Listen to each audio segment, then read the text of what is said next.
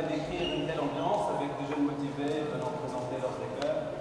Et donc, c'est pourquoi vous allez vous concentrer pour faire votre choix de l'école qui fera votre fierté, car l'année prochaine, c'est vous qui vous venez donc présenter votre école et orienter les générations futures.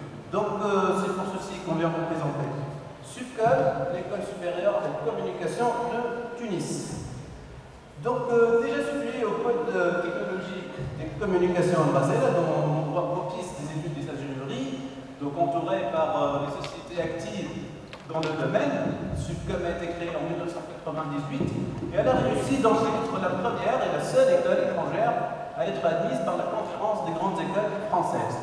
Elle est aussi donc la seule et la première école étrangère à être associée à l'Institut Mines Télécom, donc l'Institut regroupant les écoles de télécommunications en France, et elle est aussi donc membre au réseau méditerranéen des écoles d'ingénieurs.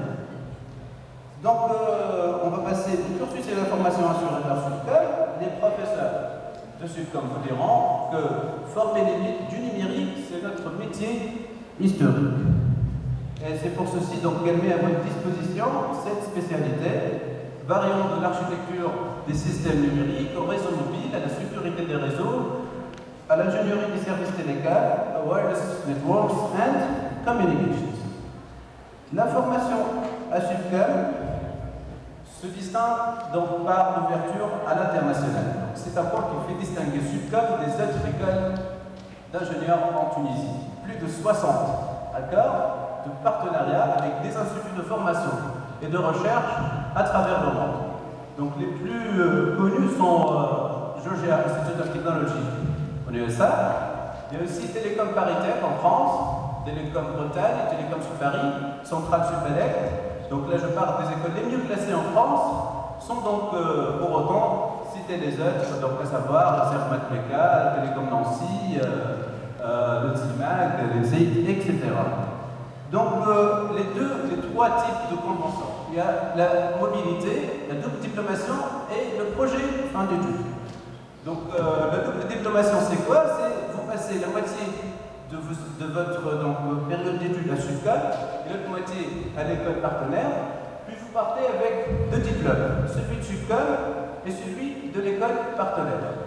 La mobilité, c'est que vous passez donc la troisième année de vos études donc, dans l'école partenaire et vous bénéficiez donc de tous les avantages de cette école. Et pour le projet de fin d'études, donc c'est clair que vous allez donc effectuer votre projet d'études à un des groupes de recherche associé à l'école partenaire. Donc parlons chiffres, donc pour cette année, donc c'est les étudiants de deuxième année, il y a 19 étudiants qui ont déjà bénéficié de programmes de double diplomation dans les écoles citées, donc variant de Georgia Tech, à Télécom Paris, à Supélec, à Télécom Sud Paris et Télécom Bretagne, et 49 étudiants qui sont partis en cursus de mobilité internationale.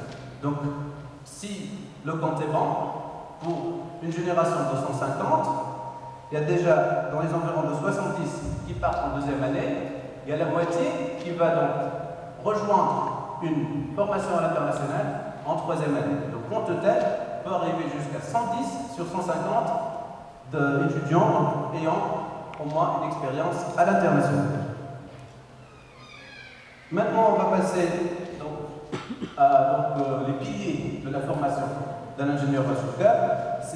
C'est surtout les projets et l'entrepreneuriat. Donc le cursus à SUPCOM se distingue donc par l'existence de multitudes de projets que vous allez développer durant les années de vos études, à savoir les mini-projets modulaires, c'est-à-dire par matière. Il y a les projets sociaux et associatifs, donc, qui sont très instructifs pour ingénieurs. Il y a donc les projets techniques, il y a les stages, il y a aussi donc, finalement le projet de fin d'études. Pour tout ce qui est innovation entrepreneuriale, il y a le challenge d'entreprendre, une exclusivité à SUPCOM, c'est que vous allez monter votre propre entreprise en cours de deuxième année, en 7 jours. Et donc, des sessions de formation vont être assurées par des spécialistes et des experts dans la matière. Et vous allez donc passer devant des jurys, des spécialistes. Et donc, ce challenge sera généreusement récompensé une fois gagné et remporté. Donc, ce qui fait donc Subcom une excellente école d'ingénieurs, c'est qu'elle est une école active, et ceci se traduit par ses traditions en matière d'événements. Elle constitue un pôle événementiel de qualité, arrivant déjà à la 14e édition de son forum et à la 2e édition de sa journée porte ouverte.